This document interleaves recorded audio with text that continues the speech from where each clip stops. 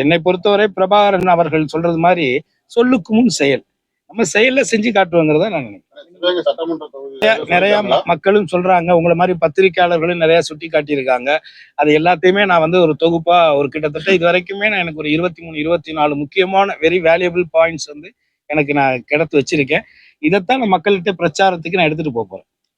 இதைத்தான் நான் மக்கள்கிட்ட பிரச்சாரமா எடுத்துட்டு போய் இதைத்தான் நான் வந்து அடுத்து தேர்ந்தெடுக்கப்படக்கூடிய தளபதியான அந்த ஆட்சி உருவாகும் பொழுது அதை தளபதியினுடைய கவனத்தை எடுத்துட்டு போயிட்டு நான் வந்து நிச்சயமா செயல்படுத்த முடியும்.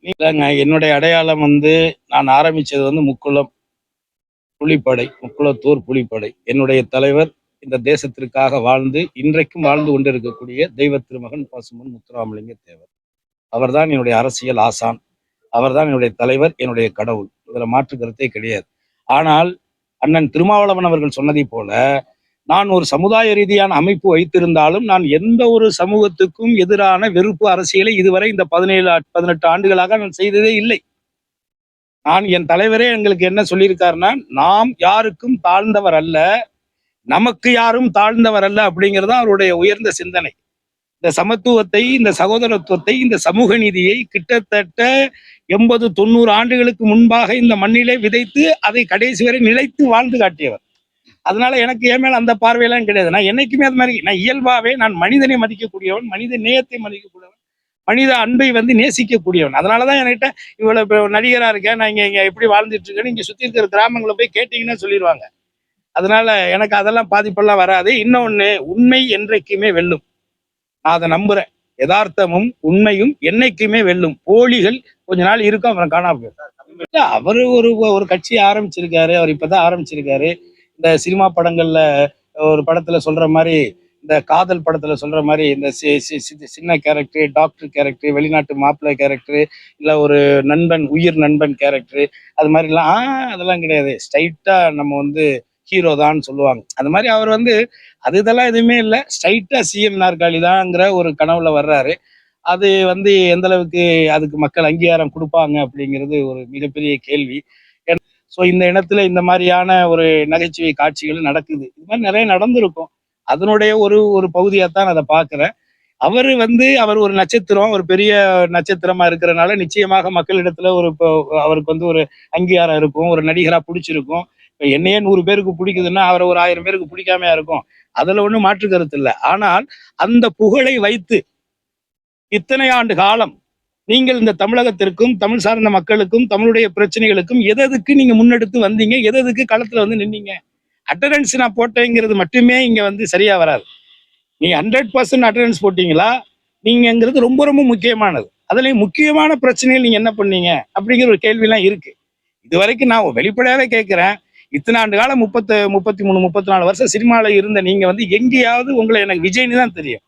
தமிழிசை மாதிரி ஹெச் ராஜா மாதிரியான ஆட்கள் தான் உங்களை வந்து மத ரீதியாக உங்களை தனிமைப்படுத்துவதற்காக ஜோசப் விஜய்னு சொல்லிட்டு இருந்தாங்க. ஆனா இன்னைக்கு நீங்க தேர்தல்னு வந்ததுக்கு பிறகு நீங்க ஜோசப் விஜய்னு உங்களை அடையாளப்படுத்துகிறீங்க. அப்போ உங்களுடைய நோக்கம் என்னவாக இருக்கு? எவ்வளவு குறுகிய சிந்தனையாக இருக்கு. இத்தனை ஆண்டு காலம் மத ரீதியாக அடையாளப்படுத்திக் கொள்ளாத நடிகர் விஜய் இன்றைக்கு தன்னை ஒரு கிறிஸ்துவராக அடையாளப்படுத்துவதனுடைய உள்நோக்கம் என்னங்கிற கேள்வி மக்கள் கேட்கிறாங்கல்ல. அப்ப அந்த மக்களுடைய வாக்குகளை பெறுவதற்காக நீங்க இப்படி சொல்றீங்களான்னு கேட்கிறாங்க மக்கள். அப்ப அதே மக்கள் என்ன கேட்கிறாங்க, இத்தனை ஆண்டு காலங்களாக இருந்த நீங்கள் ஒரு நாளாவது இந்த கிறிஸ்துவம் சார்ந்த மத நல்லிணக்க விழாக்கள்லையோ இல்ல ஏதாவது ஒரு வழிபாட்டு தலத்திலேயோ இல்ல ஏதாவது ஒரு பண்டிகை காலங்கள்லயோ அந்த மக்களுக்கு ஏதாவது வாழ்த்துக்களை சொல்லியிருக்கீங்களா? இல்ல அந்த மக்களோடாவது நீங்க எங்கேயாவது நின்றுருக்கீங்களான்னு ஒரு கேள்வி கேட்கிறாங்க. அதே மக்கள் என்ன கேட்கிறாங்கன்னா, சரி இப்போ இவர் ஜோசப் விஜய்னு தன்னை அடையாளம் காட்டுறாரு, அவங்களுடைய அப்பா சந்திரசேகர் இயக்குனர் வந்து கொஞ்ச நாளைக்கு முன்னாடிதான் நான் தாய் மதத்துக்கு திரும்பி விட்டேன்னு வேற சொல்லியிருக்கிறாரு. இது என்ன அவங்களுக்குள்ளே அவங்க அப்பா ஒரு மதம் பையன் ஒரு மதம்னு பயங்கர குழப்பமா இருக்கு. அப்போ பாஜக செய்யக்கூடிய மத அரசியலை விட மோசமான அரசியலாக இது இருக்குதே அப்படிங்கிற கேள்வியை மக்கள் கேட்கிறார். அந்த மக்களுக்கு நான் பதில் சொல்ல முடியாது. அவர் சார்பா அவர் தான் பதில் சொல்லணும். அவர் தான் அதுக்கு பதில் சொல்லணும். பலாப்பழம் வச்சீங்கன்னா ஈ மொக்கத்தான் செய்யும். பலாப்பழத்தை ரோட்ல வச்சீங்கன்னா ஈ மொக்கத்தான் செய்யும். அதே நீங்க ஒரு கண்ணாடி கூண்டுக்குள்ள வச்சீங்கன்னா ஈ வெளியில தான் நிற்கும். புரியுதுங்களா? ஒரு நடிகர்னா வேடிக்கை பார்க்க 4 பேர் வரத்தான் செய்வோம். என்ன அது மக்களுடைய இயல்பு. அதனால மக்களை குறை சொல்ல முடியுமா? இப்ப கேரளாவில் பார்த்துக்கிட்டீங்கன்னா பக்கத்து மாநிலம் கேரளாவில் ஒரு நடிகர் போவாங்க, நடிகை போவாங்க, பார்ப்பாங்க, ஹலோ ஹாய் என்ன எங்கண்ணே ஹலோ கண்டு அந்த படம் இவ்வளவுதான். இங்க சாகுறான், இங்க சாகுறான், பைக்ல போய் விழுகுறான், கூட்டத்துல நெரிசல்ல சாகுறான், செத்ததுக்கு அப்புறம் என்ன புள்ள போனா என்ன இன்னொரு புள்ள பெத்துக்கலாங்கிறான். இதெல்லாம் நம்ம தமிழ்நாட்டினுடைய ஆச்சரியங்கள். அதனால நீங்க அதை நீங்க பெருசா பண்ண தேவை. அப்ப இந்த ஆம்புலன்ஸுங்கிற காமெடி வந்து ஏற்கனவே இபிஎஸ்சி ரெகுலரா செய்யற காமெடி தான் அது. ஏன்னா அந்த மாதிரி அவர் பண்ணிட்டு இருக்க காமெடி அன்னைக்கு கூட இன்னைக்கு பிரச்சாரத்துக்கு வந்துட்டு போற வழியில பாவம் ஒரு சின்ன பையன், இள வயசு பையன், ஒரு 23 24 வயசு பயல, ஒரு முத்திரையர் சமூகத்தை சார்ந்த ஒரு பயல அடிச்சு சாகடிச்சிட்டு நிக்காம கூட போயிட்டாங்கன்னு சொன்னாங்க. நான் கூட ஆஸ்பத்திரிக்கு போனேன். அப்புறம் அதை வந்து நம்ம இதை வச்சுட்டு இதை அரசியல் பண்றோம்னு கீழ்த்தரமா பேசிடுவான்னு சொல்லி நான் திரும்பி வந்துட்டேன். ஏங்க இப்போ ஓட்டு தாங்க வாங்கணும், கூட்டத்தை கட்டி என்ன பண்ண போறீங்க? இப்போ கூட்டத்தை காட்டி என்ன பண்ண போறீங்க? நான் தான் முதலே சொல்லிட்டேன், கரகாட்டத்துக்கு கூட கூட்டம் வருதுங்க. கரகாட்டம் இருக்குல்ல, நம்ம லோக்கல்ல கரகாட்டம் ஆடுறோம்ல, அதுக்கு கூட பாக்குறதுக்கு கூட்டம் வருது.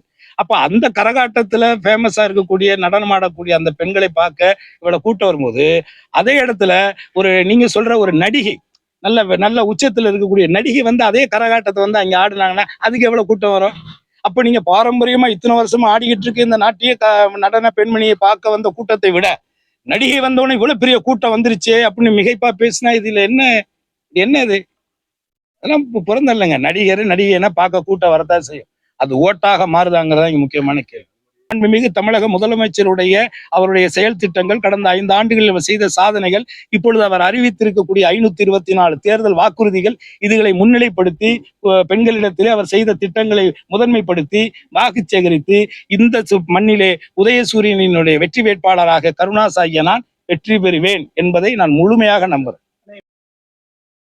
அவர் மேலே வழக்கு இருக்கு, அவர் மேலே வருமான வரி கட்டாத வழக்கு இருக்கு. அதை பத்தி பேசுறதுக்கு அதுக்கு ஒரு தகுதி வேணும். உங்க மேல நீங்க வழக்கு வச்சுக்கிட்டு அவங்களுக்கு இருக்கு இவங்களுக்கு இருக்கு இதெல்லாம் பேச்சு கிடையாது. நீங்க என்ன நினைக்கிறீங்க? நீங்க என்ன அரசியலை மையப்படுத்த நினைக்கிறீங்க? சும்மா திமுக குறை சொல்லிட்டு நீங்க ஆளாளான்னு பாக்குறீங்களா?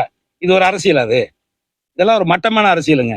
நீங்க திட்டமிட்டு பாருங்க, கரூர்ல இருந்து இவங்க ஷூட்டிங் எடுக்கிறதுக்கு டிராமா பண்ணி கடைசி அத்தனை பேரை சாகடிச்சுட்டு தொடர்ச்சியா செய்யற ஒரு காரியத்துக்கு வந்து சும்மா அரசாங்கத்தை குறை சொல்லி டிஎம்கே குறை சொல்றது, முதலமைச்சரை குறை சொல்றது தப்புன்னா நானே சொல்லுவாங்க. இதுல என்னங்க இருக்கு? நம்ம என்ன இதை வச்சு பொழப்பு நடத்துறதுக்காக வந்திருக்கோம்? அதெல்லாம் ஒரு மட்டமான அரசியல் தம்பி, அதை விட்டுருங்க. சொல்லுவேன், இந்த ஆட்சி நிச்சயமாக சிறப்பாக நடக்கும். கடந்த 5 ஆண்டுகளுடைய சிறப்பான ஆட்சியினுடைய வெளிப்பாடு, குறிப்பா பெண்களிடத்தில் ஏற்பட்டிருக்கக்கூடிய ஒரு நம்பிக்கை, அது வந்து தொடரும் பட்சத்துல, இந்த 5 ஆண்டுகள் தொடரும் பட்சத்துல அடுத்ததாக அந்த மக்களுக்கு சேவை செய்யறோம், மக்களுக்கான திட்டங்களை செயல்படுத்துறோம். அப்படி இருக்கும் பொழுது அது மக்கள் திருப்தி அடையும் பொழுது ஆட்சியா அந்த அரசு திராவிட முன்னேற்ற கழகங்களுடைய ஆட்சி தொடர்றதுல என்ன இது இருக்கு? சந்திரசேகர் பையன் டைரக்டர் பையன் நடிகனா வரம்புட்டுறதுக்கு தகுதி இருக்கும் பொழுது தளபதியாருடைய பையன் அடுத்து அரசியலுக்கு வர்றதுல என்ன தடை இருக்க போகுது? கருணாசுங்கிற நடிகனுடைய பையன் டைரக்டராகவும் நடிகனாகவும் இந்த சினிமாக்குள்ள வரும் பொழுது ஏன் கருணாசுடைய பையனுடைய பையன் வரக்கூடாதுன்னு ஏதாவது நியதி இருக்கா? இது இருக்கா? சட்டம் இருக்கா? ஒண்ணுமே இல்லையே. அது அவங்களுடைய திறமை. காலேஜ் எல்லாரும் வச்சிருக்கிறாங்க, எல்லா காலேஜ்லயுமே அதிகமா மாணவர்கள் போய் சேர்றாங்க, தகுதி வாய்ந்த கல்லூரியில தான் போய் சேர்றாங்க. அதை நம்ம முழுமையா பார்க்கணும்ல. அது வந்து முழுக்க திறன், நிர்வாக திறன், அவங்களுடைய பொது அறிவு, அந்த அரசியல் அனுபவம், இப்படித்தான் பார்க்கணும். அப்படி பார்த்தீங்கன்னா விஜயை விட அரசியல் அனுபவம் உள்ளவன் நான் தாங்க. விஜயை விட அரசியல் அனுபவம் உள்ளவன் நான் தான்.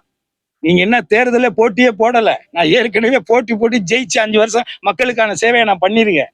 அதனால நீங்க ஹீரோவா இருக்கிறதுனால நீங்க காமெடியன் தான் ரியல் ஹீரோ. அதை முதல்ல நீங்க புரிஞ்சுக்கோங்க. நன்றி.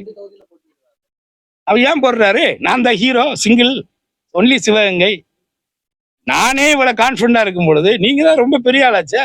எதுக்கு அப்புறம் 2 இடத்துல? ஒருவேளை இங்க போனா அங்கேயா? 2மே போயிடும். அப்பதான் தெரியும் உங்களுக்கு. நன்றி.